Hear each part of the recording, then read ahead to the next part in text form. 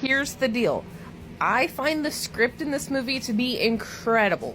However, it is nothing like I feel was as advertised. Does that make sense? I feel like the movie we got from the preview and the movie we saw are two very different ideas. But also, we need to have a tiny disclaimer. Actually, there's going to be a couple, but this one's important before I get into the full spoilers. While there is nothing sexually explicit or even really sexually implied at all, some of the things in here will it made my mind wander, and I kind of jumped from one conclusion to another. And you may also have that same problem, but I can't guarantee it. I might be picking up on something that's not there. I'm just giving you a little bit of a heads up. That's all. So welcome back, and once again, thank you for trusting me with your full spoiler movie reviews. That thing I do where I watch movies and then I tell you all about them. As always, I am unpaid and unsponsored. And spoilers, all the spoilers. If you don't want spoilers, you can go ahead and scroll. I won't be offended. Spoilers. Okay, here we go. This is the 2024 film, The Heretic, or Heretic. I'm not sure where the stands. Anyway. With Hugh Grant, who I really think we need to check his basement. This does not feel like the first time he has taken someone hostage in his basement. But we open on two female Mormon missionaries. They're doing the door-to-door thing to tell people about Jesus Christ and Latter-day Saints. They're Mormons. So they go to this gated house and they decide to lock up their bikes on the outside of the house. And they go to the door and Hugh Grant's all like, hey, my wife's making a pie. We can talk about Jesus. Would you like to come in? And they're like, yeah, I love pie. So they come in and they're sitting down and they're talking about Mormons. He steps away for a minute and then he comes back and there's like a tray with a candle and some sodas on it. And then he asks about polygamy and where polygamy stands. And he brings out this whole Book of Mormon because apparently he had actually been reading into it. And then he starts talking about, I think it was like PhD work about how he's like delving into all these different religions. He tried Catholicism and Judaism. And he is searching for the one true religion. And how he thinks Joseph Smith invented polygamy just so that he could have sex with a lot of women. And the girls are getting uncomfortable. So they're like, is your wife home? Because we've been here and we haven't seen her. And he's like, yeah, let me go get her. Well, he blows out the candle and he walks away. And one of the girls notices that the candle smells like blueberry pie. And they're like, okay, it's time to go. Well, Hugh Grant comes back from the really dark hallway that seems to be the only room that leads to the living room. And he says, well, she's back here in this long dark hallway. Come meet her. And so the other Mormon girl pulls out her phone. She's like, oh, the church is calling. Hold on. He's like, okay. And so she pretends to take a call and they like discreetly walk to the front door and they're trying to open it, but the door's locked from the outside so they can't open the front door. And they're like, oh shit, what do we do? They decided to walk down the long dark hallway. Why? I don't know. So the long dark hallway leads to his office, which is set up like a church that has like the sanctuary table and the pew and the candle pillars. And they're like, hey, your front door is stuck. Can you unstick it? He's like, no, it's on a timer. And they're like, that's kind of odd. And then he goes on a super long ass diatribe about how like all religions are a different form of themselves. That it's all one distinct text, but it just gets watered down by different denominations. And there was like an allusion to Monopoly and Radiohead. I can't explain it all. You gotta watch it to understand it, but I find it to be really interesting. And then he's all like, you know, you didn't have to lie to me. If you wanted to leave, you're free to leave. And then one girl's like, what the fuck are you talking about? And he's like, this house is lined with metal. You won't be getting cell service. How the fuck are you taking a call? And they're like, fuck.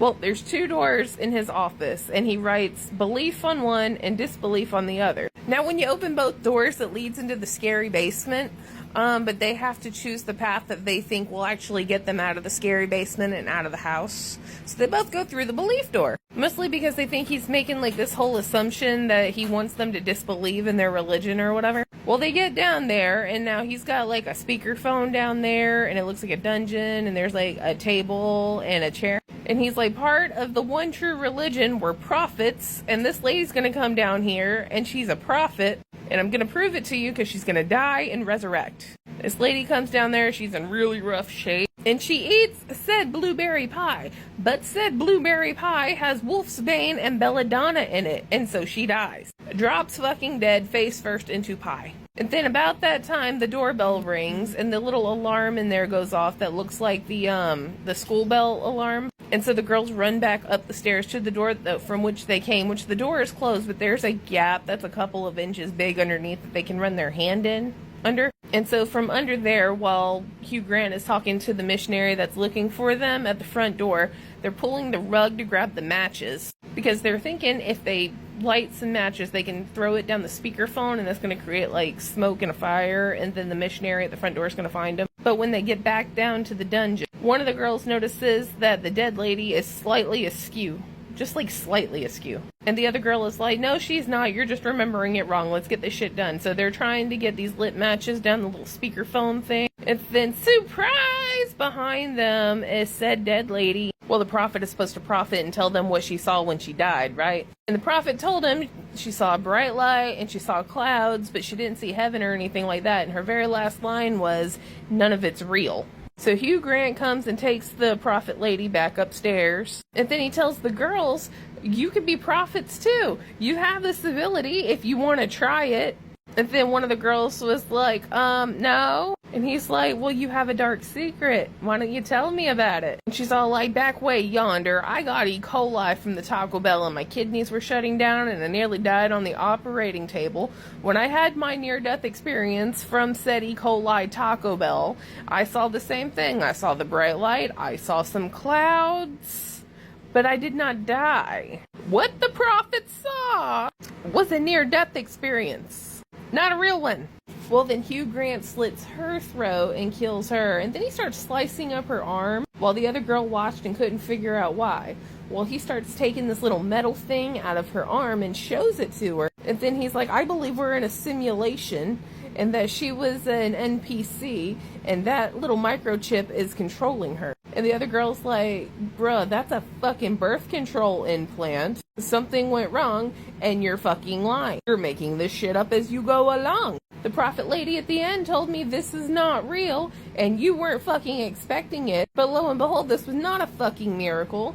The lady died and another one came out from the fucking shadows and hid the body and pretended to relive, reanimate, resurrect. And he's like, well, then where's the body? So she kind of looks around and she's like having to dig through on the ground. Well, she finds like a secret tunnel crawl space thing. And it turns out to be full of women in cages who were apparently other missionaries coming to do the same thing. And he made them do the same like little testy thing. And he knew exactly what they were going to do because of their beliefs. And he's like, the one true religion is control. And the girl had a fucking enough of this shit, and she stabbed him in the neck with like this letter opener looking thing that they found in his office. So she's trying to escape. Well, he comes back and fucking stabs her in the stomach with a box cutter. And it's kind of a big moment. She's praying. He's like leaned up on her, like crying for whatever reason. And then the first missionary girl resurrects, comes back to life, whatever, hits him with like this big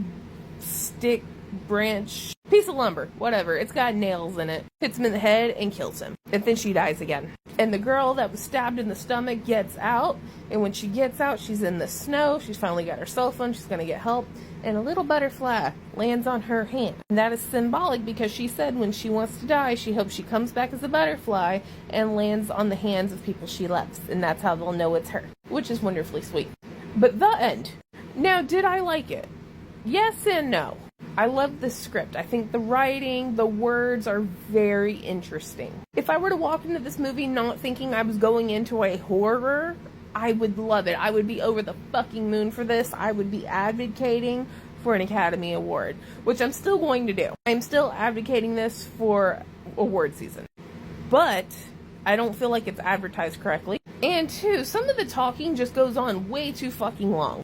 Like his whole diatribe in his office right before we even got started with any kind of the fucking testing. I was like, at any point, because he had nothing in his hands that he could have killed him with, they could have picked up a candlestick, hit him over the head, and been done with this. This was the longest villain monologue in history. We could have gone home, we could have watched the Batman, and come back, and still taken his ass out. So if you don't like talkies, if you don't like talkies, you're gonna have the worst time ever, but if you can sit through that, it's worth a watch. I'm gonna give it a 10 out of 10 perfect movie for me. For average audience, it's probably like a 5 out of 10. No, 6.5. So 10 out of 10 / 6.5 out of 10. Okay, bye. That's me in the corner. That's me in the spot.